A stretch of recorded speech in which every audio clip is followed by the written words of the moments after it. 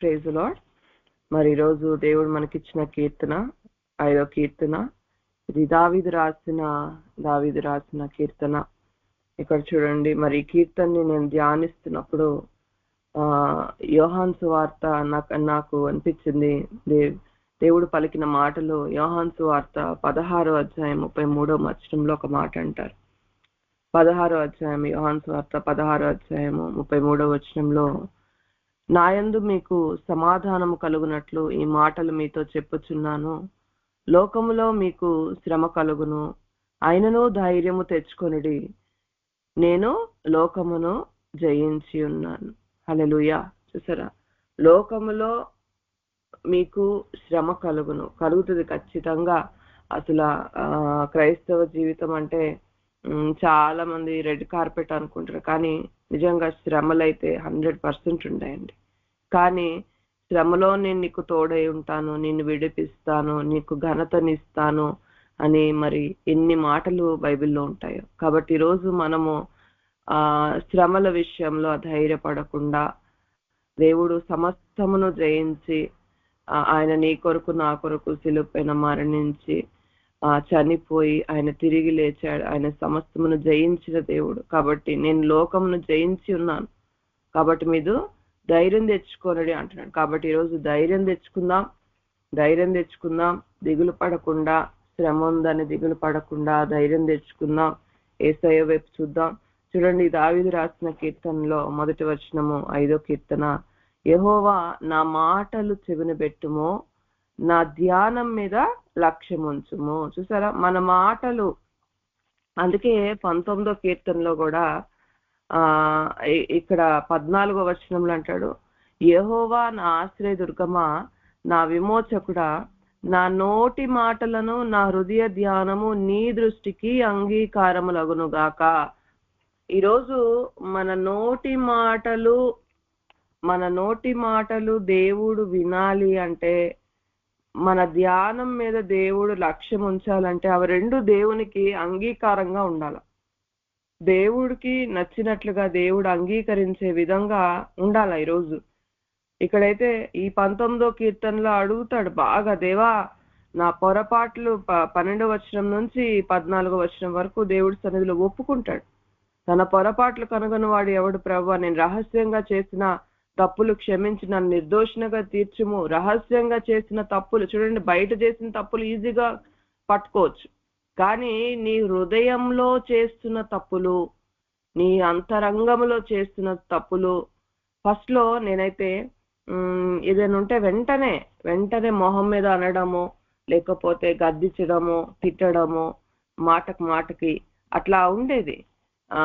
వెంటనే కరెక్ట్ చేసేదాన్ని. తప్పు ఏదైనా ఉంటే నాకు ఇష్టం లేదు, వెంటనే అనేసేదాన్ని, మొహం మీద అనేసేదాన్ని.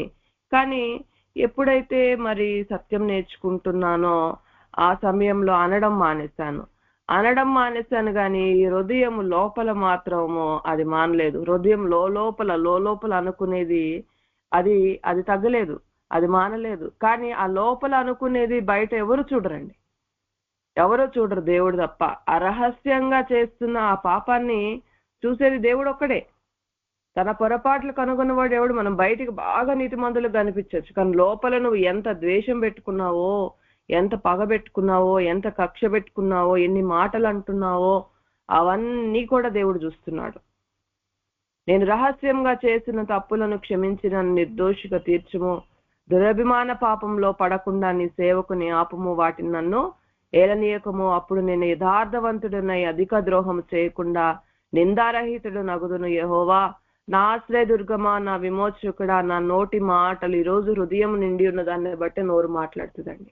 మన హృదయం అంతా ఏముందో ఈరోజు, నీ హృదయం నిండి ఉన్న దాన్ని బట్టే మన నోరు. ఈరోజు నోటి మాటల్లో తప్పిపోతున్నామేమో.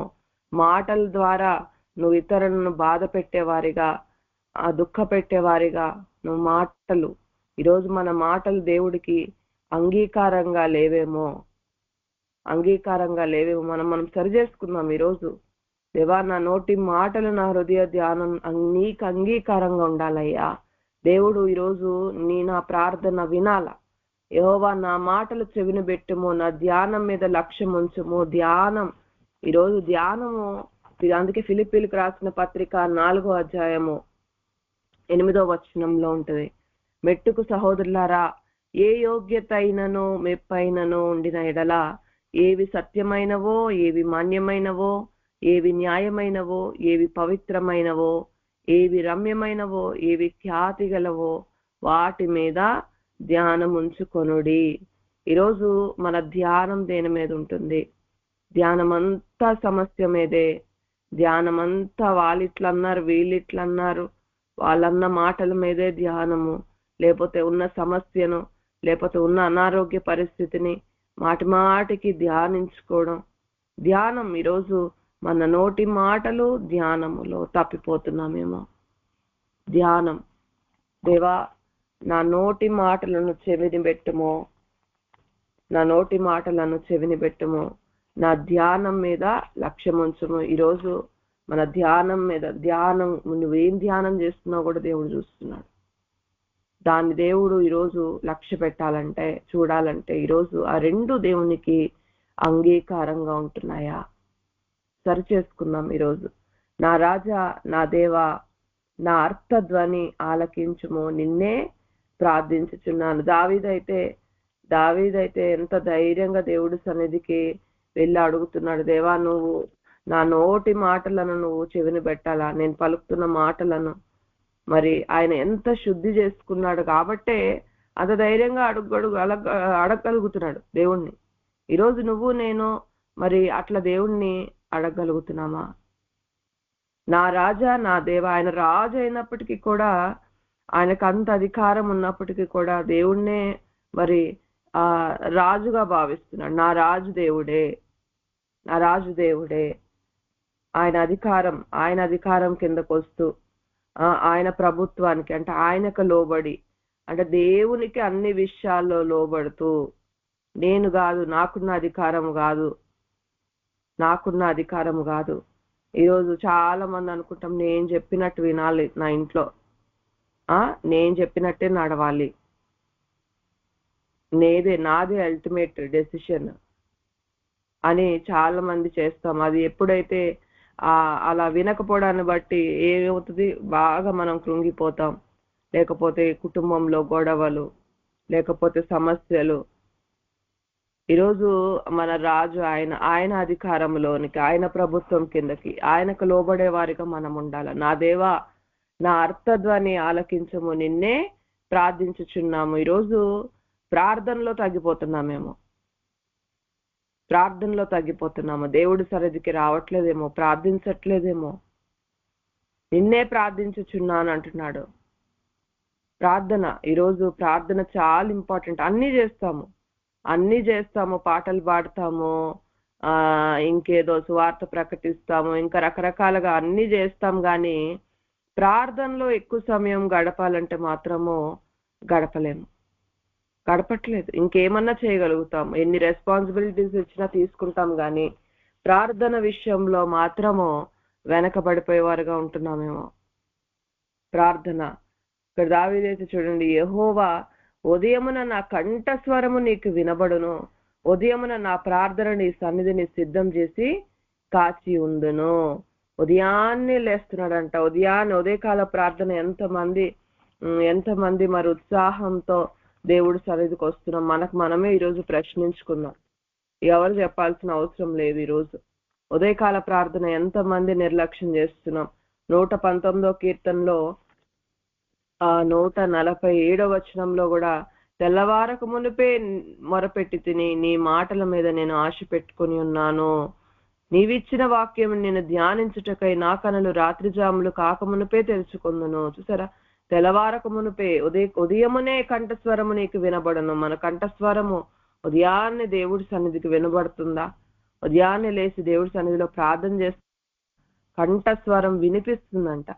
కంఠస్వరం అంటే ఆయన ఎంత గట్టిగా ప్రార్థన చేస్తున్నాడు చూడండి. ఆ కంఠస్వరం నీకు వినబడును, ఉదయమున నా ప్రార్థన నీ సన్నిధికి సిద్ధం చేసుకుని కాచి ఉందును. 3వ కీర్తనలో కూడా ఆయన ఎలుగెత్తి నేను యెహోవాకు మొరపెట్టుదును అంటాడు.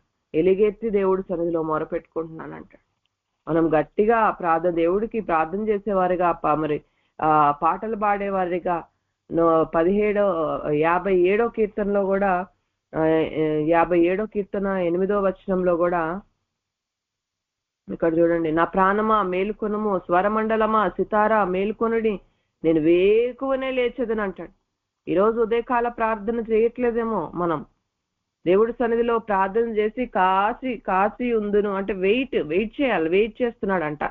దేవుడు ఏం మాట్లాడతాడో ఈరోజు నాతో, దేవుడు ఏం మాట్లాడతాడో అని ఎదురు చూస్తూ ఉన్నాడంట. ఈరోజు మనము అట్లా ఆసక్తితో దేవుడి సన్నిధిలో ఎదురు చూసే వారిగా ఉంటున్నామా? ఉదయకాల ప్రార్థన చాలా ఇంపార్టెంట్ అండి. చాలా మంది సమయం ఉన్నప్పుడు చేస్తారు, కానీ ఉదయకాల ప్రార్థన చాలా ఇంపార్టెంట్. కాబట్టి ఈరోజు మరి సరి చేసుకుందాం మనం. ఉదయమునే నా కంఠస్వరము నీకు వినబడను, ఉదయమున నా ప్రార్థన నీ సన్నిధిని సిద్ధం చేసి కాచి ఉందును. నీవు దుష్టత్వమును చూసి ఆనందించు దేవుడవు కావు, చెడుతనమునకు నీ యొద్ద చోటు లేవు. డాంబికులు నీ సన్నిధిని నిలవలేరు, పాపము చేయి వారందరూ నీకు అసహ్యులు. అబద్ధమడ వారిని నీవు నశింపచేయుదువు, కపటము చూపి నరహత్య జరిగించువారు యెహోవాకు అసహ్యులు. నేనైతే అని అంటున్నాడు. చూసారా, నేనైతే. ఈరోజు ఇక్కడ ఈ 4వ వచనం నుంచి 6వ వచనం వరకు మనం చూసుకున్నట్లయితే 7 రకాల మనుషులు, 7 రకాల తత్వాల గురించి రాయబడి ఉంటది. ఇక్కడ అలాంటి మనుషులు ఈరోజు ఉండొచ్చు, మన చుట్టూ ఇలాంటి మనుషులు ఉండొచ్చు, ఇలాంటి మనుషులు మనకు ఉండొచ్చు. కానీ దావీదైతే అంటున్నాడు, నేనైతే. ఈరోజు అలాంటి వాళ్ళ గురించి మనకు అనవసరం.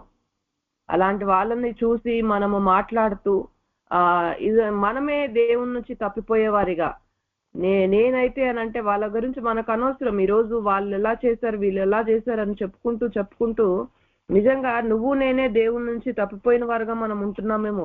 నువ్వు నేను దేవుని నుంచి దూరం అయిపోయే వారిగా, మన మాటలు మన ధ్యానము దేవునికి అసహ్యకరంగా అయిపోతున్నాయేమో ఈరోజు. జాగ్రత్త పడదు. 37వ కీర్తనలో కూడా అంటాడు, చెడ్డవారిని చూసి నువ్వు వ్యసన పడద్దు, దుష్కార్యం చేయవారిని చూసి నువ్వు మత్సరపడద్దు. మాటికి వాళ్ళనే తలుచుకుంటూ వాళ్ళు ఎందుకు ఇట్లా చేశారు. ఈరోజు నిజంగా దుష్టత్వం చేసే వాళ్ళు ఉన్నారేమో, చెడుతనం చేసేవారు ఉన్నారేమో, డాంబికుల్ని ఎదుట ఉన్నారేమో. కానీ మాటికి వాళ్ళనే తలుచుకుంటూ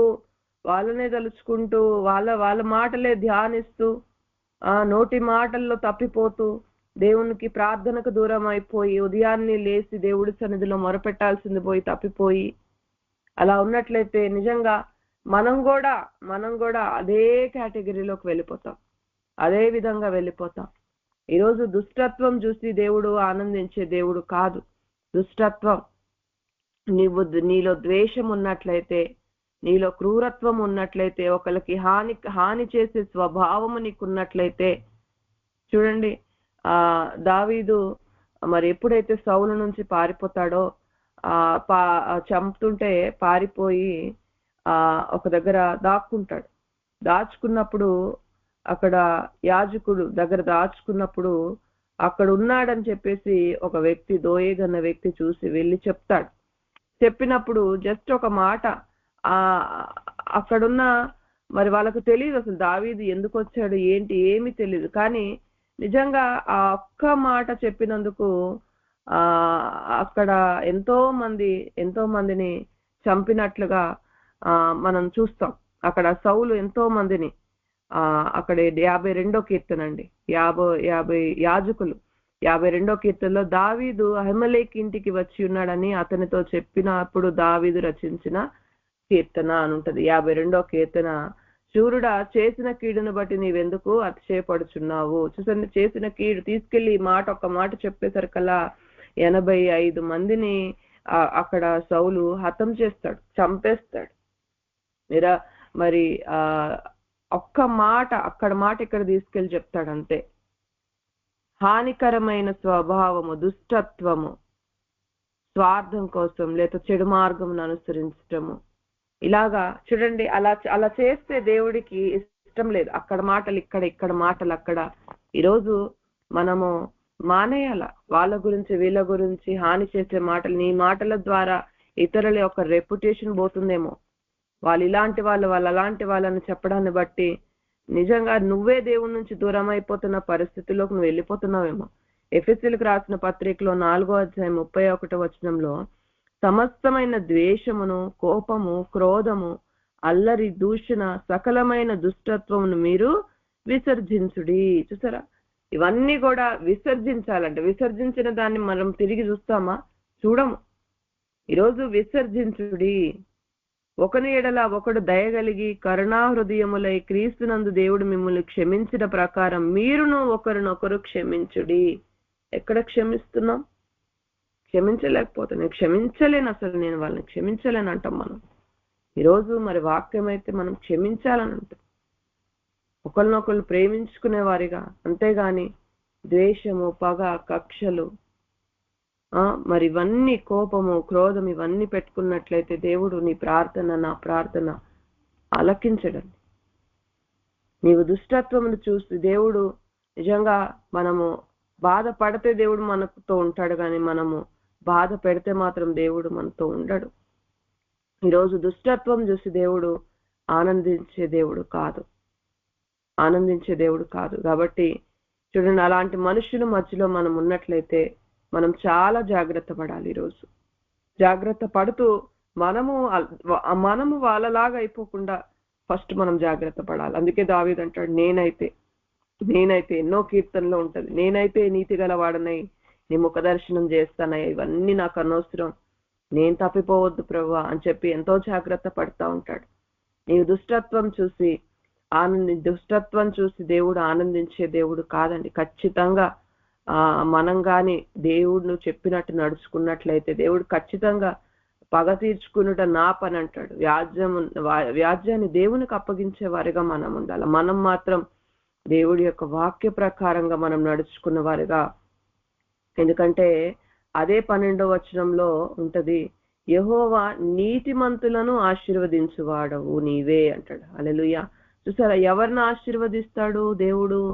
అందరినీ కాదు, అందరినీ ఆశీర్వదించడు.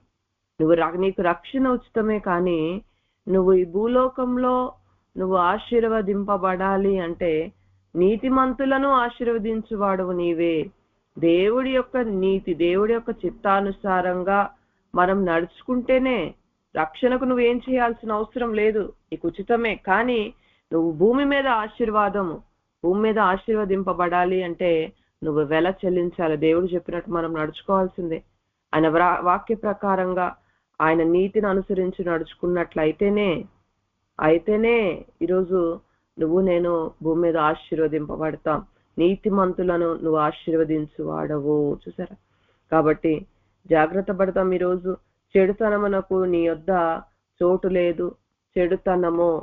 చెడుతనమును నీ దగ్గర చోటు లేదు. దేవుని దగ్గర అంట చెడుతనానికి చోటు లేదంట. బాధ కలిగించే స్వభావము. సామెతలు 3వ అధ్యాయంలో కూడా 3వ అధ్యాయము 8వ వచనంలో చూడండి, ఇక్కడ ఉంటది, నీ ప్రవర్తన 6వ వచనం చదువుతున్నాను. నీ ప్రవర్తన అంతటి యందు ఆయన అధికారమునకు ఒప్పుకొనుము, అప్పుడు ఆయన నీ త్రోవలను సరాలము చేయును. నేను జ్ఞానిని కదా అని నీవు అనుకొనవద్దు. యెహోవా యందు భయభక్తులు కలిగి చెడుతనమును విడిచిపెట్టుము, అప్పుడు నీ దేహమునకు ఆరోగ్యమును నీ ఎముకలకు సత్తువు కలుగును. ఈ రోజు నీ దేహానికి ఆరోగ్యం లేదేమో, నీ ఎముకల్లో సత్తు లేదేమో, బాగా నీరసమైపోయి ఇక సొమ్మసిల్లిపోతున్నట్లుగా అసలు అలా ఉన్నావేమో ఈరోజు. అయితే చెడుతనాన్ని విడిచిపెట్టు. నేను నీ ప్రవర్తన అంతటిలో, నీ ప్రవర్తన అంటే ఇక మొత్తం వస్తుందండి. ప్రవర్తన అంటే పైనుంచి కిందకి మొత్తము నీ ప్రవర్తన అంతట్లో దేవుని యొక్క అధికారానికి ఒప్పుకో. నీ సొంత బుద్ధితో నడుచుకోదు, సొంత ఆలోచనలతో, నీ సొంత ప్లాన్లు ఇక అన్ని పక్కన పెట్టి నేను జ్ఞానిని కదా అని నువ్వు అనుకునవద్దు. నాకే అన్ని తెలుసు అని మనం అనుకోవద్దండి. నేనే రైట్, కొంచెం దేవుడు దర్శనాలు ఇస్తే చాలు, కొంచెం దేవుడు స్వరం వినబడితే చాలు, ఇక ఇంట్లో వాళ్ళంతా కూడా తప్పే, ఇంట్లో ఉన్న వాళ్ళందరూ కూడా రాంగ్, నేనే రైట్, నేనే కరెక్ట్, నేను జ్ఞానిని కదా అని నీవు అనుకునవద్దు. యెహోవా యందు భయభక్తులు కలిగి చెడుతనమును విడిచిపెట్టుము, అప్పుడు నీ దేహానికి ఆరోగ్యం, నీ ఎముకలకు సత్తువ కలుగును. కాబట్టి ఈరోజు సరిచేసుకుందాం. చెడుతనమునకు నీ యొద్ద చోటు లేదు. డాంబికులు నీ సన్నిధిని నిలవలేరు. చూసారా, డాంబికులు అహంకారం కలిగి గొప్పవాడిగా, మరి చూడండి, గొప్పలు చెప్పుకుంటూ నేను గ్రేట్ అనుకుంటూ ఇతరులను చిన్న చూపు చూసే, అసలు ఇలా ఉన్న వాళ్ళెవ్వరికి దేవుడికి ఇష్టం లేదండి, ఇష్టం లేదు. మనం అలా ఉండద్దు దయచేసి. అహంకారులు, ఇతరులను తక్కువ చూసేవాళ్ళు, మరి వాళ్ళకు వాళ్ళే గొప్ప వాళ్ళగా, వాళ్ళకు వాళ్ళే గ్రేట్ గా, డాంబికులు ఈరోజు డాంబికులు నీ సన్నిధిని నిలవలేరు. అలాంటి వారు దేవుడి సన్నిధిలో నిలవలేరు. ఈరోజు నువ్వు నేను దేవుడి సన్నిధిలో నిలబడాలంటే ఇవి మనలో ఏమాత్రం కొంచెం ఉండదు. నేనెంత గ్రేట్, నేనంటే ఏమనుకుంటున్నావు, లేకపోతే ఇంకేదో తను తగ్గించుకున్న వాడిని దేవుడు హెచ్చిస్తారంట. తాను మనమే తగ్గించుకునేవారిగా. యేసు ప్రభు నీ కొరకు నా కొరకు ఆయన మరి పరలోకాన్ని వదిలిపెట్టి, తండ్రిని వదిలిపెట్టి మరి భూలోకానికి వచ్చి మరి ఇత్తునుగా చేసుకొని శిలువ మరణం పొందినంతగా ఆయన విధేయత చూపించాడు, తగ్గించుకున్నాడు. నీ కొరకు నా కొరకు, నీ అతిక్రమముల కొరకు నా అతిక్రమముల కొరకు, పాపాల కొరకు ఆయన శిలువ పైన మరణించి ఆయన మన కొరకు చనిపోయాడు. ఆయన రక్తమంతా దారపోసాడు. ఆయన ఎంతగా తగ్గించుకున్నాడు. ఆయనే అంతగా తగ్గించుకున్నప్పుడు మనం తగ్గించుకోవడానికి ఎందుకు మరి వెనకాడుతున్నాం? మనలో ఏముందని చెప్పండి, మనలో ఏ గొప్పతనం ఉందని? డాంబికులు నీ సన్నిధిని నిలవలేరు. పాపము చేయవారు అందరూ కూడా నీకు అసహ్యులు. పాపము చేయవారు, ఆజ్ఞ అతిక్రమమే పాపము. ఇంకేదో పెద్ద పాపం చేయాల్సిన అవసరం, దేవుడు చెప్పింది నువ్వు పక్కన పెడుతున్నట్లయితే అది పాపమే. పాపం చేయవారందరూ కూడా నీకు అసహ్యులు. అబద్ధమాడు వారిని నీవు నశింపచేయదు. అందుకే ప్రతి ఒక్కరు మనం మీ పొరుగు వారితో సత్యమే పలకవలనని ఉంటది. అబద్ధాలు, చిన్న చిన్న అబద్ధాలు చెప్తామేమో, సత్యం పలకట్లేదేమో, మరి దేవుడి వాక్యాన్ని పలకట్లేదేమో. ఎప్పుడు కూడా మనం నోరు దేవుని యొక్క మాటలను పలకాల్సింది. నువ్వు నిత్యం దేవుణ్ణి స్తుతించాల్సింది పోయి ఈరోజు అబద్ధాలు చెప్తున్నావేమో. అబద్ధములాడు వారిని నీవు నశింపచేయుదువు. కపటము చూపి నరహత్య జరిగించే వారు యెహోవాకు అసహ్యులు. కపటము, లోపలొకటి బయటొకటి, లోపలొక మాట బయటొక మాట, బయటికి మంచిగా ఉన్న లోపల అనుకోవడము, నిజాయితీ లేదు. కపటమైన భక్తి, ఆత్మలో కపటం లేనివాడు దేవుని దగ్గరికి ఎప్పుడు, చూసారా, నిజంగా ఏదో ఒక విషయం కొరకు, దీని కొరకే దేవుని దగ్గరికి రావడం, అది కపటమైన భక్తి. నిజంగా దేవుడి కోసం వచ్చే వాళ్ళు ఎంతమంది ఉన్నారు చెప్పండి? దేవుణ్ణి వెంబడించే వాళ్ళు ఎప్పుడు దేవుడిని, దేవాను నాకు ఇది చేయి, అది చేస్తే ఇది చేయి, అది చేయి, ఇక దీని కొరకే దేవుని దగ్గరికి. కపటమైన భక్తి, కపటం చూపి నరహత్య జరిగించేవారు. నరహత్య, నువ్వు నిజంగా చంపాల్సిన అవసరం లేదు, నీ మాటలతో చంపినట్లయితే. చూడండి వాళ్ళు ఎలా ఉంటారంటే, ఇక్కడ దావీదుతో ఉన్న వాళ్ళు ఎలా ఉన్నారంటే, వాళ్ళు నరహత్య చేసేవారు. వారు 9వ వచనంలో చూడండి, వారి నోట యథార్థత లేదు, వారి అంతరంగం నాశనకరమైన గుంట, వారి కంఠము తెరచిన సమాధి, వారు నాలుకతో ఇచ్చకములాడుదురు. అలాంటి మనుష్యుల మధ్యలో మరి దావీదు ఉన్నాడు. ఈరోజు మనము అలాంటి మనుషుల మధ్యలో ఉన్నామేమో, కానీ ఎలాగా మరి దావీదైతే నేనైతే అంటున్నాడు, నేనైతే నీ కృపాతిశయమును బట్టి నీ మందిరములో ప్రవేశించదును. దేవా, నాకు నిజమే ఇలాంటి వారు ఉన్నారు, కానీ నేనైతే ప్రభా, నేను నీ మందిరంలో ప్రవేశిస్తాను, నీ కృపను గురించి నేను ధ్యానిస్తాను అంటున్నాడు. ఈరోజు మనం ఏ మార్గంలో మనం నడుచుకుంటామో అది చాలా ఇంపార్టెంట్. ఏ మార్గాన్ని అనుసరించి నడుచుకుంటామో అది చాలా ఇంపార్టెంట్. ఈరోజు వాళ్ళలాగా మనం ఉంటామో, కీడుకు ప్రతి కీడు చేస్తామేమో, దూషణకు ప్రతి దూషణ చేస్తావా, లేకపోతే దేవుడు చూపించిన, యేసయ్య చూపించిన మార్గంలో నువ్వు నడుచుకుంటావా? నేనైతే నీ కృపాతిశయమును బట్టి నీ మందిరంలో ప్రవేశించదను, నీ ఎడల భయభక్తులు కలిగి నీ పరిశుద్ధ ఆలయము దిక్కు చూచి నమస్కరించదను. దేవుని యందు భయభక్తులు, అందుకే అసలు భయభక్తులు కలిగిన ఆత్మను కుమరించయ్యా అని మన దేవుడి సన్నిధిలో అడగాలి. భయభక్తులు మనం ఉండలేము, అది దేవుడి యొక్క ఆత్మ, పరిశుద్ధ ఆత్ముడు ఇస్తేనే తప్ప నువ్వు భయభక్తులు కలిగి నువ్వు ఉండలేవు. నీలో భయము కావాలా, భయము, భక్తి. కొంతమందికి భయం ఉంటుంది, భక్తి ఉండదు. కొంతమందికి భక్తి ఉంటుంది, భయం ఉండదు. ఈరోజు భయము భక్తి ఉండాల. భయభక్తులు కలిగిన వారిని నీ పరిశుద్ధాలయం దిక్కు చూసి నమస్కరించదని, యెహోవా నా కొరకు పొంచి ఉన్న వారిని బట్టి నీ నిత్యానుసారముగా నన్ను నడిపింపుము, నీ మార్గమును నాకు స్పష్టంగా కనపరచుము. ఈరోజు మనం ప్రతిరోజు దేవుణ్ణి ప్రార్థించేవారిగా, అడిగేవారిగా, యెహోవా నా కొరకు పొంచి ఉన్నారు. చూడండి, ప్రతిరోజు అపవాది పొంచి ఉంటది. నిన్నెక్కడ పట్టుకోవాలా, నువ్వెక్కడ తప్పిపోతావు, నిన్నెక్కడ మోసం చేయాలో, నిన్నెక్కడ నాశనం చేయాలో, నీకెక్కడ నష్టం కలిగించాలో ఆ అపవాది పొంచి ఉంటది. ఎన్నో ప్లాన్స్ తో పొంచి ఉంటది. కానీ వాటన్నిటి నుంచి నువ్వు తప్పించబడాలంటే ప్రతిరోజు దేవుడి సన్నిధిలో నువ్వు అడిగేవాడిగా, దేవా నా కొరకు పొంచి ఉన్న వారిని బట్టి నీ నిత్యానుసారంగా నన్ను నడిపించయ్యా, నీ మార్గాన్ని నాకు స్పష్టంగా కనపరచయ్యా అని మనము దేవుడి సన్నిధిలో ప్రతిరోజు అడిగేవారిగా మనం ఉండాల. మోషేకి దేవుడు ఆయన మార్గాన్ని తెలియజేశాడు. ఇశ్రాయేల్ ప్రజలకి ఆయన క్రియలను కనపరిచాడు. ఇశ్రాయేల్ ప్రజలకు ఎప్పుడు కూడా క్రియలే కావాలా, ఎప్పుడు కూడా అది కావాలి, ఇది కావాలి, ఇది కావాలి, అది కావాలా. కానీ మోషేకి ఆయన మార్గం చూపించాడు. మోషేకి అవన్నీ కూడా అక్కర్లేదు, అవసరం లేదు. నెక్స్ట్ నేనేం చేయాలయ్యా, నువ్వు చెప్పు, నీ మార్గాన్ని నాకు స్పష్టంగా కనపరిచే. ఈరోజు మనము అటువంటి విధంగా ఉండేవారిగా, ఈరోజు నీ పొంచి ఉన్నది అపవాది, నిన్నెక్కడ పడేయాలో, ఏ మనిషిని పంపిస్తుందో తెలీదు, ఎన్ని స్కీమ్స్ పంపిస్తుందో నీ దగ్గరికి తెలీదు. నిన్ను నష్టపెట్టే విధంగా, నువ్వు మోసపోవాలని, నువ్వు ఏడవాలని, దుఃఖపడాలని, ఏ మాట అంటే నువ్వు దుఃఖపడతావో, ఏ మాట అంటే నువ్వు బాధపడతావో, ఎక్కడ నీ బలహీనతలు ఉన్నాయో అన్ని తెలుసండి అపవాదికి. అది పొంచి ఉంది, వెయిట్ చేస్తుంది. కాబట్టి దాని నుంచి నువ్వు ప్రతిరోజు తప్పించబడాలా. మనం యెహోవా నా కొరకు అడుగుదాం. అందుకే ఈరోజు ప్రార్థన చేద్దాం అందరం.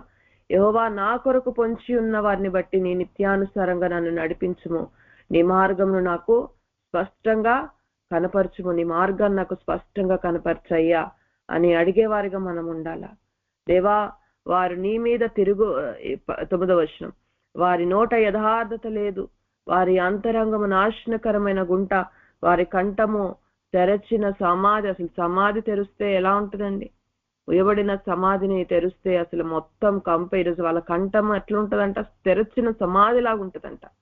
వాళ్ళ నాలుకతో ఇచ్చకములాడుదురు. దేవా వారు నీ మీద తిరుగుబడి ఉన్నారు, వారిని అపరాధులుగా తీర్చుము.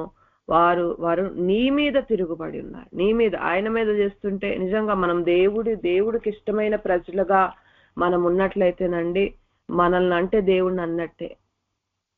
మనల్ని అంటే దేవుడు ఏం ఊరుకోడు.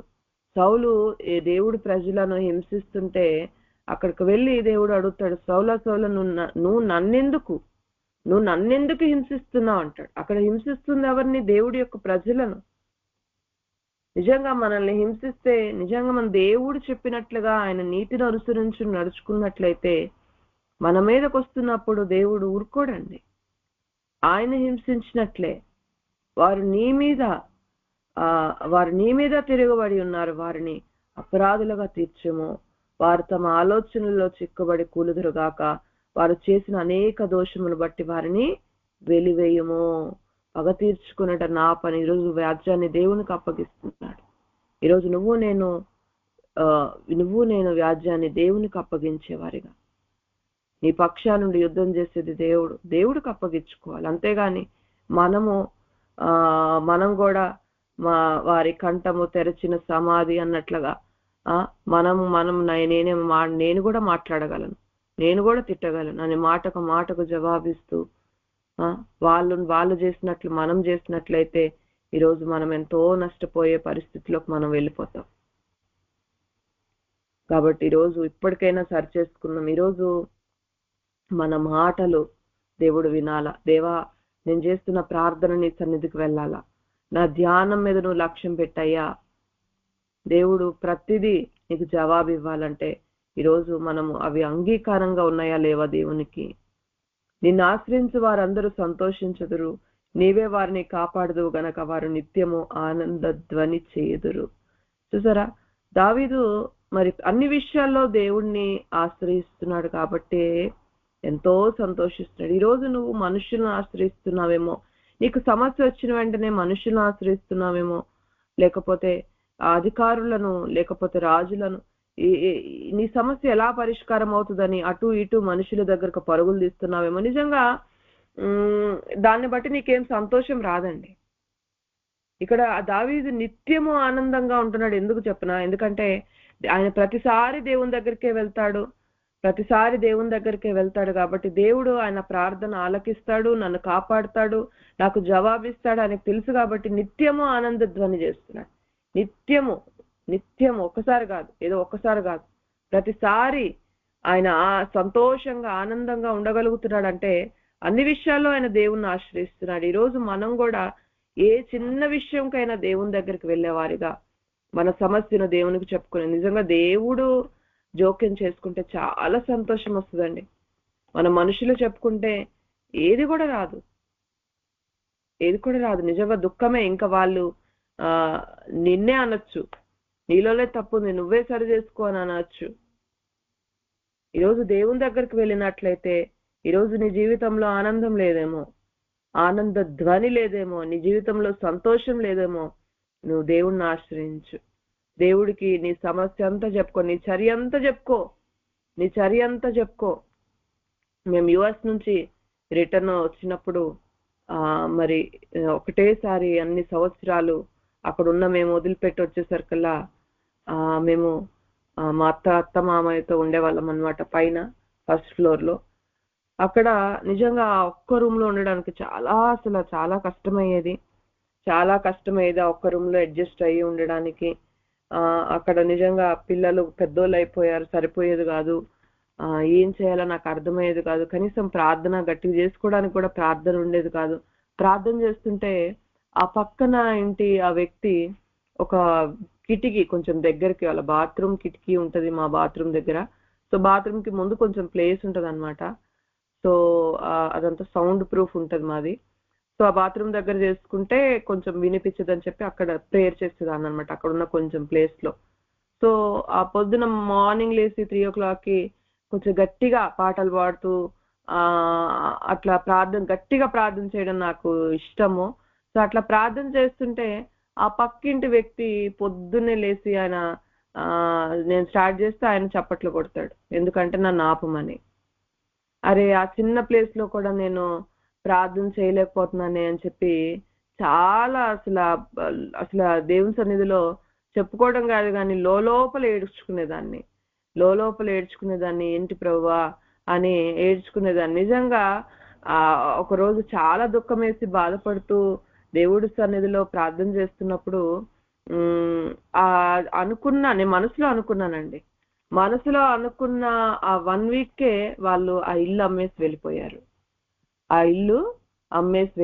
మా ఇంటి పక్కన అదొక్కటే ఇల్లు ఉంటది, మిగతాదంతా కూడా కమర్షియల్, అన్ని షాప్స్ అన్ని ఉంటాయి.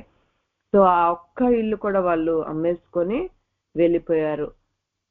1 year వరకు ఎవ్వరు కూడా రాలేదు.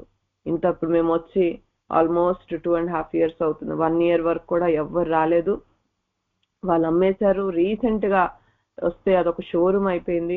ఆ షోరూమ్ లో వాళ్ళు ఏం చేశారంటే కన్స్ట్రక్షన్ చేసేటప్పుడు మా సైడ్ ఉన్న విండోస్ ఏవైతే ఉన్నాయో అవన్నీ కూడా వాళ్ళు క్లోజ్ చేశారు. హల్లెలూయా. అవన్నీ కూడా వాళ్ళు క్లోజ్ చేశారు. అంటే అసలు మేము ఏం చేసినా వాళ్ళకి ఎటువంటి డిస్టర్బెన్స్ కూడా లేదు. నిన్ను ఆశ్రయించు వారందరూ కూడా సంతోషించుదురు. చూసారా, నిజంగా అసలు దేవుడు చేసిన ఆ అద్భుతము నాకైతే అసలు చెప్పలేని సంతోషం అన్నమాట అసలు. ఎందుకంటే నీ సమస్యను నువ్వు ఎవరికి చెప్పినా ఎవరు తీర్చలేరండి. అది దేవుడు జోక్యం చేసుకోవాలంటే. నీవే వారిని, ఆయన దేవుడు నిజంగా నా హృదయ ధ్యానం మీద ఆయన లక్ష్యం పెట్టాడు. నేనేం ధ్యానం చేశాను దేవా, అసలు నేను ప్రార్థన చేసుకోలేకపోతున్నానయ్యా అని చెప్పి నా ధ్యానం ఏంటో ఆయనకు తెలుసు. అందుకే ఆయన నా ధ్యానం మీద లక్ష్యం పెట్టాడు. అసలు 1 week లోనే నేను ఆశ్చర్యకార్యాలను నేను చూశాను. నీవే వారిని కాపాడదు గనక వారు నిత్యము ఆనంద ధ్వని చేయుదురు. ఈరోజు నిత్యము నువ్వు ఆనంద ధ్వని చేయాలంటే నువ్వు దేవుడిని ఆశ్రయించాలా, నువ్వు దేవుని మీద ఆధారపడాలా. నువ్వు మనుషుల మీద ఆధారపడుతూ మనుషులు నీకు సహాయం చేయాలని కోరుకున్నంత కాలము మన సమస్య తీర్చబడదండి. ఇంకా ఆలస్యం అవుతుంది, ఇంకా ఆలస్యం చేస్తాడు దేవుడు. యెహోవా నీతిమంతులను ఆశీర్వదించువాడవు నీవే, కేడముతో కప్పినట్లు నీవు వారిని దయతో కప్పెదవు. కావున నీ నామమును ప్రేమించువారు నిన్ను గూర్చి ఉల్లసింతురు. హల్లెలూయా. దేవుడు నీతిమంతులను ఆశీర్వదించే దేవుడు. కేడముతో కప్పినట్లు దేవుడు అంట ఎలా కప్పుతాడంట? ఆయన దయతో కప్పుతాడంట. నీ పట్ల దయ చూపించే దేవుడు ఆయన. ఎందుకు తెలుసా? నీ నామమును ప్రేమించువారు. నీ నామం అంటే వాక్యమే, ఆయన వాక్యమే. వాక్యం అనే నామం అని ఉంటది ప్రకటన గ్రంథం 22వ అధ్యాయంలో. వాక్యమే. ఆయన నామాన్ని ప్రేమించేవారు, వాక్యాన్ని ప్రేమించేవారు నిన్ను గూర్చి ఉల్లసింతురు. వాక్యాన్ని ప్రేమించేవారు దేవుని గూర్చి నిత్యము సంతోషించేవారుగా, ఉల్లసించేవారిగా, వాక్యాన్ని ప్రేమించేవారు, ఆయన నామాన్ని ప్రేమించేవారు, ఆయన నామాన్ని ప్రేమించేవారు. కాబట్టి ఈ రోజు నిజంగా దావీదు అన్ని విషయాల్లో దేవుడి యొక్క న్యాయాన్ని, ఈ కీర్తన చూస్తే దేవుడి యొక్క న్యాయాన్ని, దేవుడి యొక్క రక్షణను, దేవుడి యొక్క పరిపాలనను కోరుకుంటా ఉంటాడు.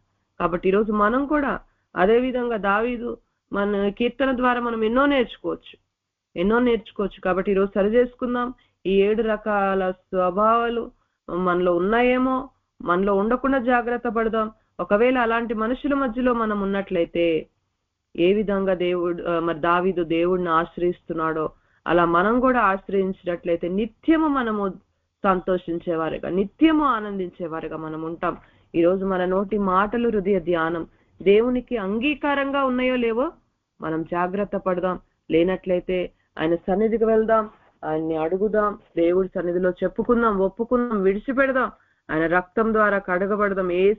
యేసు ప్రభు యొక్క రక్తమేనండి నా పాపములను క్షమించగలిగేది, దేని ద్వారా కూడా కాదు. కాబట్టి ఆయన రక్తం దగ్గరికి వెళ్ళి క్షమాపణ అడిగి మనం పరిశుద్ధపరుచుకుందాం. ఈరోజు మన మాటలు, మన ధ్యానం దేవుడు లక్ష్య పెట్టాలి, దేవుడు వినాలి, నీ ప్రార్థన ఆలకించాలంటే ఆయన పరిపాలనలోకి మనం వెళ్ళేవారిగా మనం ఉందాం. కాబట్టి ఈరోజు వాక్యాన్ని బట్టి సరి చేసుకుంటూ ముందుకు సాగుదాం. ఈ కొద్ది మాటలు దేవుడు మన వినికిడిలో నూరంతలుగా ఫలింపచేయునుగాక. ఆమేన్. 50వ అధ్యాయం 6వ వచనం. ఐజియా 50:6. యెషయా 50వ అధ్యాయం 6వ వచనం. కొట్టువారికి నా వీపును అప్పగించి తిని, వెంట్రుకలు పెరుకు వారికి నా చెంపలను అప్పగించి తిని, ఉమ్మివేయు వారికి, అవమానపరచు వారికి నా ముఖము దాచుకొనలేదు. ప్రార్థన చేసుకుందామండి. పరలోకమందున మా తండ్రి, నీ నామం పరిశుద్ధపరచబడును గాక. అయ్యా నీకు స్తోత్రం తండ్రి, నీకు స్తోత్రం అయ్యా. తండ్రి నాయన, మరి తండ్రి కొట్టువారికి నా వీపుని అప్పగించానంటున్నావు, వెంట్రుకలు పెరికే వారికి నాయన నా చెంపలను అప్పగించానంటున్నావు, ఉమ్మివేయి వారికి, అవమానపరిచే వారికి నా ముఖం దాచుకోలేదంటున్నావు అయ్యా. మరి తండ్రి నాయన తండ్రి, ఇది రోజు మీరు మాతో ఏం మాట్లాడుతున్నారు? స్పష్టంగా మాట్లాడండి. నన్ను మరుగుపరిచి నాలో నుంచి నువ్వు మాట్లాడమని ప్రతి బిడ్డకి వాళ్ళకి కావాల్సిన వాక్యం నువ్వే అందించి ప్రతి బిడ్డని బలపరచమని యేసుక్రీస్తు నామంలో గోజాడి వేడుకుంటున్నాము తండ్రి. ఆమేన్. యెషయా గ్రంథం అండి 50వ అధ్యాయం 6వ వచనం. కొట్టువారికి నా వీపును అప్పగించి తిని, వెంట్రుకలు పెరుకు వారికి నా చెంపలను అప్పగించి తిని, ఉమ్మివేయి వారికి, అవమానపరచు వారికి నా ముఖము దాచుకొనలేదు. ప్రభువగు యెహోవా నాకు సహాయము చేయువాడు గనుక నేను సిగ్గుపడలేదు. నేను సిగ్గుపడనని ఎరిగి నా ముఖమును చెకుముకు రాతి వలె చేసుకొంటిని. ఇది యేసుక్రీస్తు వారి గురించి ప్రవచనాత్మకంగా యెషయా భక్తుడు చెప్తున్నాడు. యెషయా ప్రవక్త యేసుక్రీస్తు వారి గురించి చెప్తున్నాడు. అయితే యేసుక్రీస్తు వారి గురించి నిజంగానే మనం ఇప్పుడే గుడ్ ఫ్రైడే, మన అందరం గుడ్ ఫ్రైడే సెలబ్రేషన్ అంటే అది దానిలో పాల్గొన్నాము. అయితే అందరం కూడా దేవుడు ఎలా యేసుక్రీస్తు వారు సిలువ వేయబడ్డారు, సిలువ వేయక ముందు ఆయనకి ఎన్ని కష్టాలు, ఎంతమంది ఎలా కొట్టారు ఆయన్ని, ఎలా మేకులు కొట్టారు, ఇవన్నీ మనం ధ్యానించుకున్నాం. అయితే దాని గురించి చెప్తున్నారు. ఆయన్ని కొట్టడానికి కొరడా తీసుకున్నప్పుడు ఆయన ఏం చేశారంట? ఆయన వీపుని అప్పగించేశాడంట యేసుక్రీస్తు వారు. నిజమే కదా? ఆయన వీపుని అప్పగించారు, నోరెత్తలేదు యేసుక్రీస్తు వారు. ఆయన్ని పట్టుకున్న కానించి ఆయన అసలైతే యూదా ఇస్కరియోతు ఏమనుకున్నాడంటే, ఇంతకుముందు ఎన్నిసార్లు యేసుక్రీస్తు వారిని పట్టుకోబోతే ఆయన తప్పించుకున్నాడు, ఇప్పుడు కూడా ఆయన తప్పించుకుని వెళ్ళిపోతాడు అనుకుని అప్పగించాడు. కానీ ఆయన టైం వచ్చింది కాబట్టి యేసుక్రీస్తు వారు ఆయన అప్పగించేసుకున్నారు. ఇంకా తప్పించుకోవడానికి ప్రయత్నించలేదు. వాళ్ళు కొడితే వీపును అప్పగించేశారు. ఇంకా వాళ్ళు గడ్డాన్ని పెరికేశారంట, గడ్డాన్ని లాగేశారంట, జుట్టు పెరికారు. అయితే ఎవరైతే ఆయన గడ్డాన్ని లాగుతున్నారో ఏం చేసినా సరే ఆయన చెంపలను అప్పగించేశాడు యేసుక్రీస్తు వారు. ఆయన ముఖం మీద ఉమ్మేశారు, ఆయన ముఖం దాచుకోలేదు. చూడండి, కానీ ఎందుకని ఈయనకి వచ్చిన అవమానాన్ని అంతటికీ ఆయన ముఖాన్ని అప్పగించి అట్లా ఎందుకని అలా ఉన్నారు? ఎందుకంటే యేసుక్రీస్తు వారికి తెలుసు ఏమనంటే, ప్రభువుకు యెహోవా నాకు సహాయము చేయువాడు గనుక నేను సిగ్గుపడలేదు, నేను సిగ్గుపడనని ఎరిగి నా ముఖమును చెక్కుముకు రాతి వలె చేసుకుని ఉన్నాను. ఆయనకి విశ్వాసం ఏంటంటే, దేవుడు నాకు సహాయకుడు, ఈ పని చేయటానికే నేను వచ్చాను. ఎంత అవమానించినా ఎంత కష్టపెట్టినా నేను ఇదంతా భరించడానికి వచ్చాను, దీనిలో నుంచి నన్ను దేవుడు లేపుతాడు. అందరూ నన్ను మనిషి కుమారుడు అయితే శిలువ మీద నుంచి రా కిందకి, అవన్నీ అవమానిస్తున్నారు. అయినా సరే ఈయన అంత అవమానం భరించాలి అంటే ఆయన ముఖాన్ని అంటే ఒక రాయిలాగా పెట్టుకున్నాడంటే ఆయన ఇంకా ఒక ముఖ కవలిక లేదు, దానిలో ఒక సిగ్గు లేదు, లేకపోతే అయ్యో అనే బాధ లేదు, కృంగుదల లేదు, ఏమీ లేదు. ఒక రాయిలాగా ఆయన ముఖాన్ని పెట్టుకున్నాడంటే, ఎందుకంటే ఆయనకి లోపల ఆయన హృదయంలో ఆయన నమ్మకం, ఆయనకి తెలుసు ఏంటంటే దేవుడు నాకు సహాయకుడు, వీళ్ళందరి మధ్యలో కూడా దేవుడు నన్ను సిగ్గుపడని నాకు సహాయం చేస్తాడు, నాకు దీనిలోంచి ఎలాగైనా నన్ను బయటికి తీసుకొస్తాడని. నన్ను నీతిమంతుడిగా ఎంచువాడు ఆసన్నుడే ఉన్నాడు, నాతో వాద్యమాడు వాడెవడు? మనము కూడుకొని వాద్యమాడిదుము. నా ప్రతినిధి ఎవడు? అతను నా యొద్దకు రానిమ్ము. ప్రభువుకు యెహోవా నాకు సహాయము చేయును, నా మీద నేరస్థాపన చేయువాడెవడు? వారందరూ వస్త్రము వలె పాతగిల్లిపోదురు, చిమ్మటి వారిని తినివేయును. యేసుక్రీస్తు వారికి ఇది నమ్మకం అన్నమాట. నేను నీతిమంతులను దేవుడి నన్ను జడ్జి చేస్తున్నాడు, ఆయనే నాకు నీతిమంతులను ఆసన్నుడై ఉన్నాడు, నాతో వాద్యం ఆడువాడెవడు? నన్ను నీతిమంతుడిగా దేవుడు ఎంచుతున్నాడు. ఇప్పుడు నాతో ఎవరు వాద్యం ఆడతారు, ఎవరు పోట్లాడతారు? నువ్వు చెడ్డోడివి, నువ్వు ఇట్లాంటోడు అని ఎవరు చెప్తారు నాకు? కదా, రానివ్వండి వాళ్ళని. నా ప్రతినిధి ఎవరు? రానివ్వండి వాళ్ళని. అయితే నాకు సహాయం చేసి యెహోవా నాకు సహాయము చేయును, నా మీద నేరస్థాపన చేయువాడెవడు? అలా ఆ విశ్వాసంతో యేసుక్రీస్తు వారు ఉన్నారు కాబట్టి ఆ శిలువ మరణాన్ని, అవమానాన్ని అంతటినీ ఆయన భరించగలిగారు.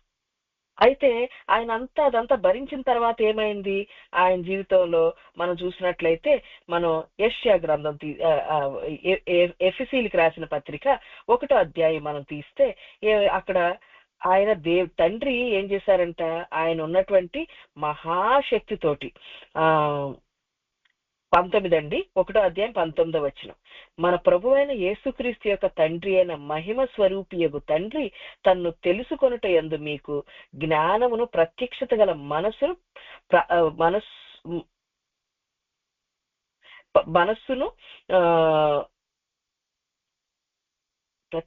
మనస్సును అనుగ్రహించున్నట్లు నేను నా ప్రార్థన మిమ్మల్ని గూర్చి విజ్ఞాపన చేయుచున్నాను.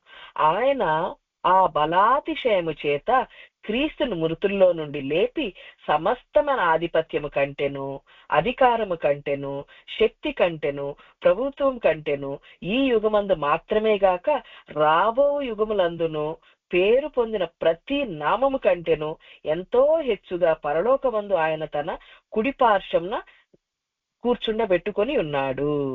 మరియు సమస్తమును ఆయన పాదాల కింద ఉంచి సమస్తము పైని ఆయనను సంఘమునకు శిరస్సుగా నియమించెను. తండ్రి ఏం చేశారు? ఈయన ఎంత అవమానాన్ని భరించారు కాబట్టి తండ్రి ఆయన శక్తితోటి యేసుక్రీస్తు ఆయన లేపి ఆయన పరలోకంలో అన్ని యుగాలకి, రాబో యుగంలో అన్నిటికంటే, అన్ని ప్రభుత్వాలకు పైన, సమస్త ఆధిపత్యాల కంటే పైన, అధికారాల కంటే పైకి, శక్తి కంటే పైకి, అన్నిటికంటే పైవాడిగా యేసుక్రీస్తు వారు నిర్ణయించారు, కూర్చొండబెట్టారు. ఆయన తండ్రి సింహాసనం మీద యేసుక్రీస్తు వారిని కూర్చొండబెట్టారు. ఆయన అంత శిక్షణ అనుభవించారు కాబట్టి. అయితే మరి ఈ వాక్యం మనకెందుకు చెప్తున్నారు దేవుడు? ఎందుకంటే మనందరి జీవితంలో కూడా ఎలాంటి దేవుడికి ఒక ఉద్దేశం ఉంటది. మన ద్వారా ఇది జరిగించాలి, మన ద్వారా ఇక్కడ ఇలాంటి పని చేయాలి అని చెప్పేసి. ఇప్పుడు చూడండి, పేతురునేమో యూదుల దగ్గరికి పంపించారు, పౌలునేమో బయట వాళ్ళ దగ్గరికి పంపించారు, జెంటైల్స్ దగ్గరికి పంపించారు. అయితే అలా పంపించినప్పుడు అక్కడ వాళ్ళందరూ పరిచయం చేసినప్పుడు పౌలు గాని పేతురు గాని ఎన్ని అవమానాలను అనుభవించారు వాళ్ళు. ఆయన జైల్లో వేస్తే, పౌలు శీలలు జైల్లో వేస్తే వాళ్ళు కొట్టినా వీళ్ళు ఎదురు మాట్లాడలేదు. పౌలు చెప్తాడు, నన్ను 4 సార్లు, యేసుక్రీస్తు వారిని అయితే ఒక్కసారి కొట్టారు కొరడాలతో, నన్ను 4 సార్లు కొరడాలతో కొట్టారని. కర్రలతో కొట్టారు, తర్వాత ఆయన అవమానించారు, చచ్చిపోవటానికి ఒకసారి వదిలిపెట్టేశారు. ఎన్నో సార్లు ఆయన పడవలో వెళ్తూ ఆ పడవ విరిగిపోయి మునిగిపోయారు. ఇలా ఎన్నో శ్రమలు అనుభవించారు వాళ్ళ పరిచర్య కోసం. మన జీవితంలో మనకు కూడా ఇలాంటి శ్రమలు వస్తాయి. మనకు సిస్టర్ గారు కీర్తనలో చెప్పారు కదా, ఈ లోకంలో ప్రతి ఒక్కడికి క్రైస్తవ జీవితంలో శ్రమలు అనేది కామన్, అందరికీ వస్తాయి. మరి ఆ శ్రమ వచ్చినప్పుడు మనం నువ్వు నన్ను ఎందుకు ఇలా అనాలి, నాకెందుకు ఇంత కష్టం అని మనం దాని నుంచి పారిపోవాలా, లేకపోతే యేసుక్రీస్తు వారిలాగా ఎవరైతే మనల్ని బాధ పెడుతున్నారో కష్టపెడుతున్నారో, ఎవరైనా మనం అవమానించారనుకోండి, సరే ఇది దేవుడు చూసుకుంటాడు, నాతో వాద్యమాడి వారితో నువ్వు వాద్యమాడు దేవా అని మన వాద్యాన్ని దేవుడికి అప్పగించే వాళ్ళలాగా మనం ఉండాలి. అప్పుడు కొట్టు వారికి నా వీపిని అప్పగించి తిని. మనని ఈరోజు ఎవరు ఫిజికల్ గా కొట్టట్లేదేమో, కానీ మన గురించి చెడ్డ మాటలు మాట్లాడతారు, మనల్ని అవమానిస్తారు, మన ముఖం మీద ఉమ్మేయట్లేదేమో, కానీ మన గురించి చెడ్డగా మాట్లాడటం, అవమానించటం, తర్వాత పెద్ద భక్తురాలు మొదలైంది అని చెప్పేసి అనటం, లేకపోతే మనం వాక్యం చెప్తున్నప్పుడు కానీ ప్రార్థన చేస్తున్నప్పుడు కానీ హేళన చేయటం, ఇవన్నీ మనం అనుభవిస్తాం. ఏదో ఒక విధంగా మన జీవితంలో దేవుడి గురించిన నింద మనం అందరం అనుభవించిన వాళ్ళమై ఉన్నాం. మనందరికి ఎక్స్పీరియన్స్ ఉంది. మన ఇంట్లో కూడా మనల్ని తక్కువగా మాట్లాడటం, ఇట్లా ప్రార్థన చేయటం వల్ల ఇలా మనం అన్ని అనుభవించున్నాం. అయితే ఇలా మనం ఎక్కడైతే మనకు అవమానం వస్తుందో దానికి లోబడి మనం ఉన్నట్లయితే మనకి దేవుడు ఏం చేస్తాడంటే, మనకి జెఫన్యా గ్రంథం 3వ అధ్యాయం 15వ వచనంలో, తాను మీకు విధించిన శిక్షను యెహోవా కొట్టివేసి ఉన్నాడు, మీ శత్రువులను ఆయన వెళ్ళగొట్టి ఉన్నాడు, ఇశ్రాయేలుకు రాజైన యెహోవా మీ మధ్యనున్నాడు, ఇక మీదట మీకు అపాయము సంభవింపదు. ఇప్పుడు భయపడతారేమో లైఫ్ లో, అయ్యో ఏమైపోతుందో, ఏ కష్టం ఎట్లా వస్తుందో, దీనిలోంచి ఎలా బయటపడతామో, అనారోగ్య పరిస్థితుల్లోంచి ఎలా బయటపడతామో అని చెప్పేసి మనకున్న పరిస్థితులు బట్టి భయపడుతున్నారేమో. మనం ఎక్కడైతే దేవుడు మనకి దేవుడి గురించి మనం అవమానపడినట్లయితే, దేవుడి గురించి మనం తృణీకరించబడినట్లయితే, దేవుడి గురించి మనం గనక ఉమ్ము వేయబడినట్లుగా మనం గనక ఎవరైనా తోసివేసినట్లయితే, మనల్ని అవమానించినట్లయితే, దేవుడు చెప్తున్నాడు, ఇది చూసి దేవుడు ఏం చేస్తాడంటే మనకి తాను మీకు విధించిన, మన పాపాలు చేసాం, మనం ఎలాంటి వాళ్ళం, మనం జెఫన్యా 1వ గ్రంథంలో మనం చూసుకున్నట్లయితే, ముష్కరమైన భ్రష్టమైన అన్యాయము చేయనదగు పట్టణమునకు శ్రమ. మనం చాలా సార్లు కఠినంగా ఉన్నాం మన జీవితంలో మిగిలిన వాళ్ళతోటి, మన జీవితంలో ఉన్న వాళ్ళతోటి. తర్వాత దేవుడికి ఇష్టం లేనటువంటిగా ప్రవర్తించాం, అన్యాయం చేసాం, మనం చేసాం కదండి. మరి దీని అంతటికీ మనకు శిక్ష రావాలి. అయితే దేవుడు ఏమంటున్నాడు ఇప్పుడు, సరే నువ్వు నా గురించి నిందను అనిపించావు కదా, నా గురించి నువ్వు దెబ్బలు తిన్నావు కదా, నీ వీపును అప్పగించావు కదా కొట్టే వాళ్ళకి, నీ చెంపలు పెరికేసేవాళ్ళు, వెంట్రుకలు పెరికే వాళ్ళకి నీ చెంపలు అప్పగించావు కదా, అందుకని నేను నీకు విధించిన శిక్షను యెహోవా కొట్టివేసి ఉన్నాడు. ఈరోజు నీకు అనారోగ్య పరిస్థితి, దేవుడు కొట్టేస్తాడు. లేదంటే ఆర్థిక ఇబ్బందుల, దేవుడు కొట్టేస్తాడు. మనం ఎప్పుడైతే మనం వీపుని అప్పగిస్తామో, ఎప్పుడైతే ముఖం తిప్పుకోకుండా అన్యాయం జరిగితే మనం దాని నుంచి 10 మందికి చెప్పకుండా, లేకపోతే 10 మందికి ఇలా చేశారు నాకు అలా చేశారని చెప్పేసి, లేకపోతే కృంగిపోయి, లేకపోతే ఇంకా దీన్ని పరిచయం వదిలేస్తాను, దీనివల్ల ఎంత అవమానం పడుతున్నాను, ఇలా చేయకుండా యేసుక్రీస్తు వారిలాగా దానికి ఎంత నిందనిచ్చినా భరించడానికి మనం రెడీగా ఉన్నట్లయితే, అప్పుడు దేవుడు ఏం చేస్తాడంట, తాను మీకు విధించిన శిక్షను యెహోవా కొట్టివేసి ఉన్నాడు, మీ శత్రువును ఆయన వెళ్ళగొట్టి ఉన్నాడు. మనం లోబడినట్లయితే శత్రువు నశించిపోతాడు. ఇంకా ఇశ్రాయేలుకు రాజైన యెహోవా నీ మధ్యనున్నాడు, ఇక మీదట మీకు అపాయం సంభవింపదు. ఇశ్రాయేలుకి పట్టుదల ప్రార్థన. అయ్యగారు ఎప్పుడు చెప్తారు, ఎవరైనా మనం గనక మన జీవితంలో మనం బాధ పెట్టే వాళ్ళు శత్రువు ఉన్నారనుకోండి, మన ఇంట్లోనే లేకపోతే ఇంట్లో ఎవరైనా సరే మనం బాధపడుతున్నారు, లేకపోతే ఉద్యోగులు ఎవరైనా బాధపడుతున్నారు, ఎక్కడైనా ఎవరైనా మనల్ని బాధపెడుతున్నారు, వాళ్ళు నిజంగా క్షమించి మనం ప్రేమించగలిగితే, యేసుక్రీస్తు వారిలాగా మనం ప్రేమించగలిగితే అప్పుడు మనలో ఉన్న దైవత్వం వాళ్ళలోకి వెళ్తుందంట. అప్పుడు వాళ్ళు మనలాగా మారుతారంట. మనం ఎన్ని రోజులు ప్రేమించలేమో అన్ని రోజులు వాళ్ళు మారరంట. మనం ఎవరైనా ఇంట్లో భర్త గురించో లేకపోతే అత్తమామల గురించో ప్రార్థన చేస్తాం కదా, వాళ్ళు మారాలి అంటే మనం వాళ్ళు కంప్లీట్ గా ప్రేమించగలగాలి. వాళ్ళు ఎంత అవమానం చేసినా ప్రేమించగలగాలన్నమాట. అది అలా ప్రేమించాలంటే మన వల్ల కాదు, పట్టుదల ప్రార్థన. దేవా నన్ను నేను ఇది జయించాలి, ప్రేమించే మనస్సు నాకు ఇవ్వు, నీ ప్రేమ పరిశుద్ధాత్మతో నీ ప్రేమను నాకు నేను కృమ్మరించు అని ఎవరైతే ప్రార్థన చేస్తారో వాళ్ళకి దేవుడు ఏం చేస్తాడు? ఇశ్రాయేలుకి రాజైన యెహోవా, మన రాజైన మన దేవుడు మన మధ్యన ఉంటాడు.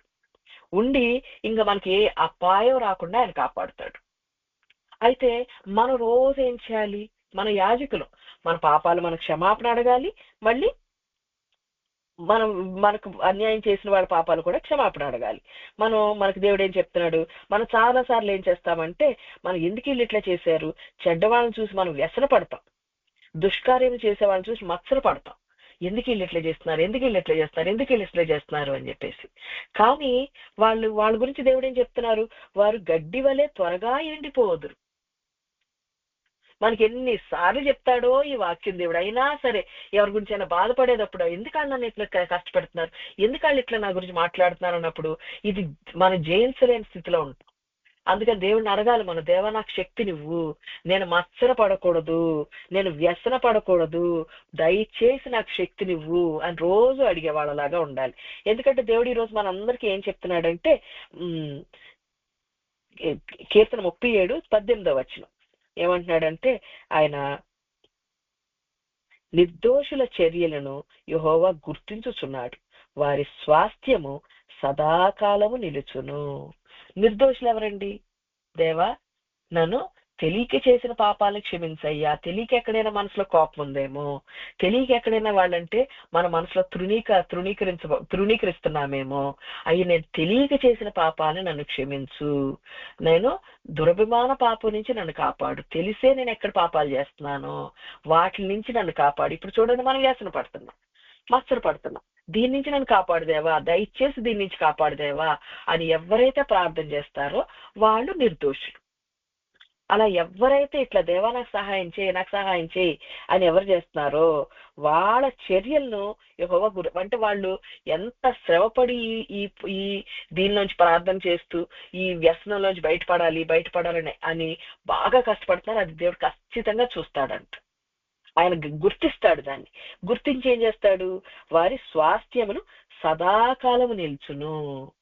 మన స్వాస్థ్యం, మనం ఎవరికైనా వాక్యం చెప్పామనుకోండి, వాళ్ళు వాళ్ళు ఇంకా వాళ్ళ దేవుళ్ళో ఉంటారు, వాళ్ళ పిల్లల దేవుళ్ళో ఉంటారు, వాళ్ళ పిల్లల దేవుళ్ళో ఉంటారు, వాళ్ళు సదాకాలం. స్వాస్థ్యం అంటే మనుషులే. మన స్వాస్థ్యం ఎవరండి? మనుషులే. మనం ఎవరిని దేవుడి దగ్గర తీసుకొస్తామో వాళ్ళందరూ దేవుళ్ళు సదాకాలం ఉంటారు. మన పిల్లలు మన స్వాస్థ్యం, వాళ్ళను కూడా దేవుడు స్థిరపరుస్తాడు. ఎవరైతే ఇట్లాగా నిర్దోషుల చర్యలను యెహోవా గుర్తించుచున్నాడు. మనం గనక నిర్దోషత్వంగా మన పాపాలు క్షమించమనడిగి మనం ఏ పాపాలనైతే జయించలేకపోతున్నాము సహాయం చేయన్నట్లయితే, అయితే మరి మనకు స్వాస్థ్యం ఇవ్వాలి దేవుడు. ఇప్పుడు స్వాస్థ్యం ఇవ్వాలంటే ఏం చేయాలి? దేవుడు ఏమంటున్నాడంటే, యోహాను సువార్త 14:3 నేను వెళ్ళి మీకోసం స్థలాన్ని సిద్ధపరుస్తాను అంటున్నాడు దేవుడు. నేను వెళ్ళి యోహాను సువార్త 14:3 నేను వెళ్ళి మీకు స్థలము సిద్ధపరిచిన ఎడల నేనుండు స్థలములో మీరును ఉండులాగున మరలా వచ్చి నా యొద్ద ఉండుటకు మిమ్మల్ని తీసుకొని పోవుదును. కొంచెం పైనుంచి చదువుదామండి, 2వ నుంచి. నా తండ్రి ఇంట అనేక నివాసములు కలవు, లేని ఎడల మీతో చెప్పుదును, మీకు స్థలము సిద్ధపరచ వెళ్ళుచున్నాను. ఇక్కడ యేసుక్రీస్తు వారు ఏమంటున్నారు? నా తండ్రి ఇంట అనేక నివాసాలు. అనేక నివాసం అంటే ఏంటండి? మరి పరిశుద్ధాత్ముడు ఎక్కడుంటాడు? మీ శరీరము దేవుని యొక్క పరిశుద్ధాత్మ యొక్క ఆలయం. అంటే ఇలా ఎంతో మంది మనుషులు ఉన్నారు పరిశుద్ధాత్మకి ఆలయం లాగా దేవుడు చేయాలనుకునేవాళ్ళు.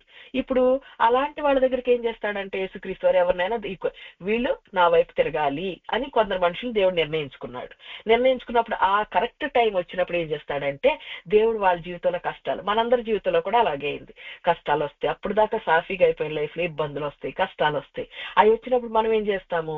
వచ్చినప్పుడు దేవా దయచేసి నాకు వీటిలోంచి బయటికి తీసుకురా, అప్పుడు దేవుడు వైపు తిరుగుతాం, ప్రార్థన చేస్తాం. చేయటం మొదలు పెట్టినప్పుడు ఏమవుతుంది? మన లైఫ్ లోకి దేవుడు దైవజనులు పంపిస్తాడు. దైవజనులు పంపించినప్పుడు మనం వాళ్ళ మాట వింటాం. ఇప్పుడు మనకేం చేస్తున్నాడంటే దేవుడు ఇంకెంతమంది అయితే కష్టాల్లో ఉన్నారో, ఇబ్బందులో ఉన్నారో వాళ్ళనంతా దేవుడు రెడీ చేస్తాడంట. ముందు వాళ్ళు దేవుని యొక్క నివాసం, అందుకని వాళ్ళని రెడీ చేస్తాడు. వాళ్ళ జీవితాల కష్టాలు కలగజేసి, ఇబ్బందులు కలగజేసి, లేకపోతే వాళ్ళకే వాళ్ళు దేవుడి వైపు తిరిగినట్లుగా, వాళ్ళు ప్రార్థన చేయనట్లుగా దేవుడు వాళ్ళని రెడీ చేస్తాడు. రెడీ చేసినప్పుడు దేవుడు మనల్ని వాళ్ళకి ఇంట్రడ్యూస్ చేస్తాడనమాట. మన దగ్గరికి వచ్చి చెప్తాడు వీళ్ళతో మాట్లాడు అని. అయితే మాకు ఈ మధ్యకాలంలో మా శైలజ గారి వదిన గారు ఆడపడుచు, ఆవిడ మా క్లాస్మేట్ అనమాట.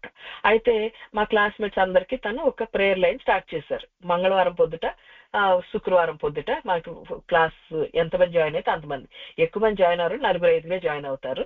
ప్రేయర్ లైన్ స్టార్ట్ చేశారనమాట. చేస్తే మేము అందరం జాయిన్ అవుతాం. ఇప్పుడు 3-4 years నుంచి వస్తున్నాం దానికి. అయితే తనే ఎక్కువ లీడ్ చేసేవాళ్ళు, నేను ఎక్కువ జాయిన్ అయ్యి ప్రైజ్ అండ్ వర్షిప్ నేను చేసేదాన్ని ఫస్ట్. తర్వాత సిస్టర్ గారు బిజీ అయిపోయారు అన్నమాట, డాక్టర్ గారు బాగా బిజీ అయిపోయి తను జాయిన్ అవ్వలేకపోతుంది. అప్పుడు దేవుడు నాకు కలిచ్చాడు ఏంటంటే నువ్వే లీడర్వి నీ క్లాస్కి అని కలిచ్చాడు. ఓ అనుకున్నాను. అయితే ఇప్పుడు రోజు నేనేం చేయాలంటే ఎవరి కోసం ప్రార్థన చేయాలి దేవా, ఎవరితో మాట్లాడాలి అని అడగమన్నాడు.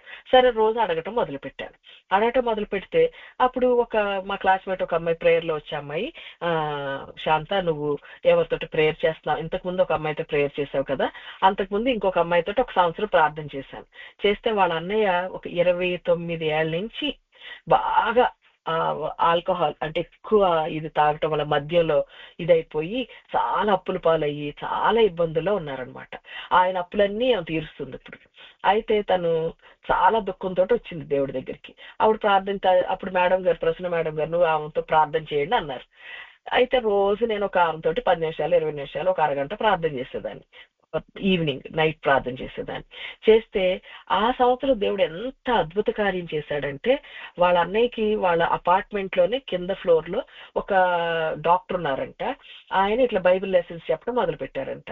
అయితే వాళ్ళ వదిన గారు వాళ్ళతో కలవటం, వాళ్ళ ఇంటికి పిలవటం, వాళ్ళ ఇంటికి వచ్చి వాక్యం చెప్పటం, వాళ్ళు చెప్తున్నప్పుడు ఈ వీళ్ళ అన్నయ్య ఆ మాటలు విని కదిలిపోయి ఆయన ఆల్కహాల్ అంతా సారా తాగటం, అన్ని విస్కీ అన్ని తాగటం ఆపేసి మద్యం అంతా ఆపేశాడు.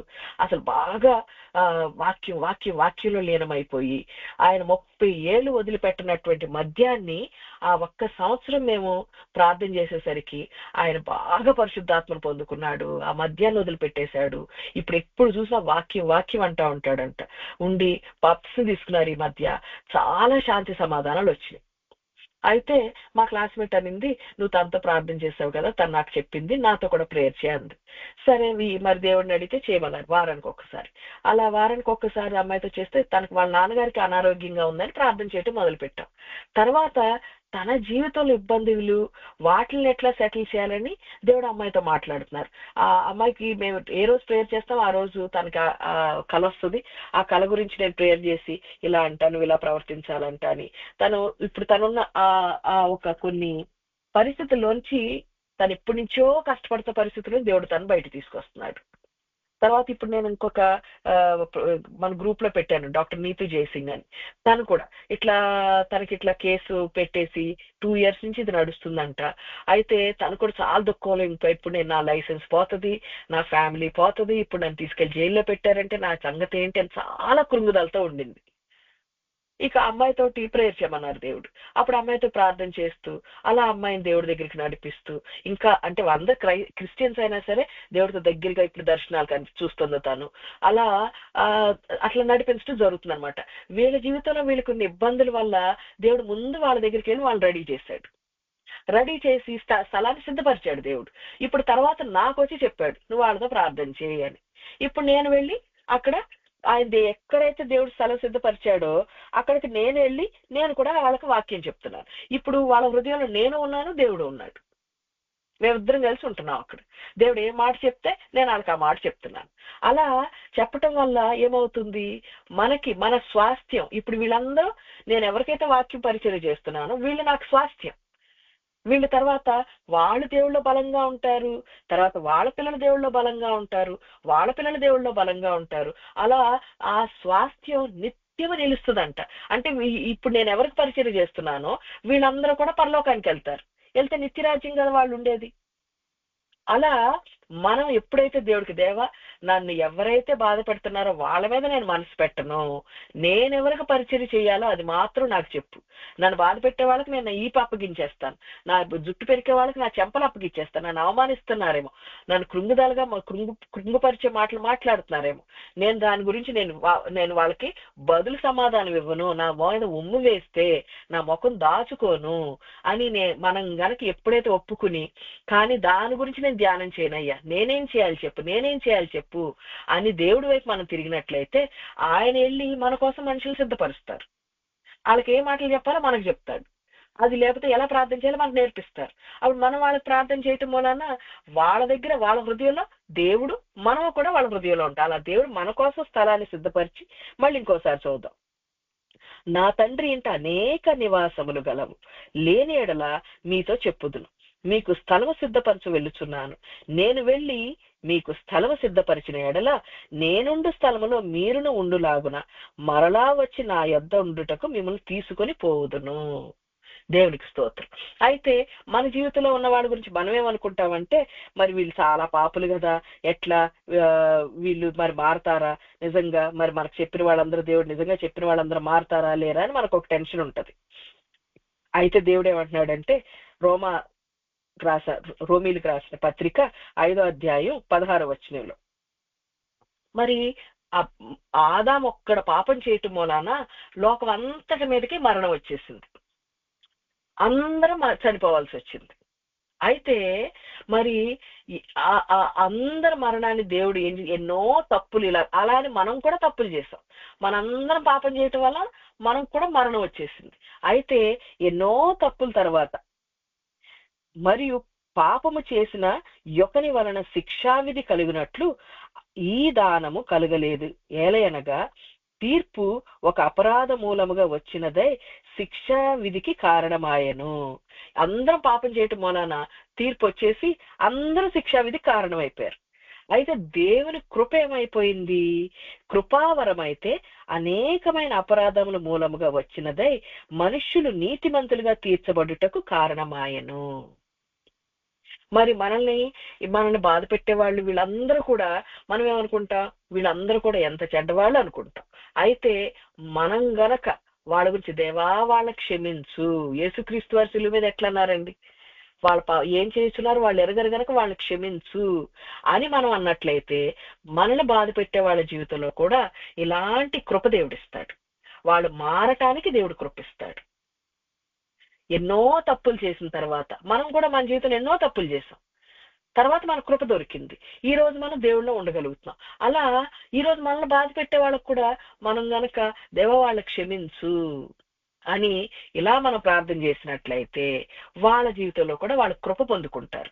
కృప పొందుకోవటం వలన వాళ్ళు పాపాల క్షమాపణ పొందుకుంటారు, దాని వలన వాళ్ళు నిత్యరాజ్యం పొందుకుంటారు.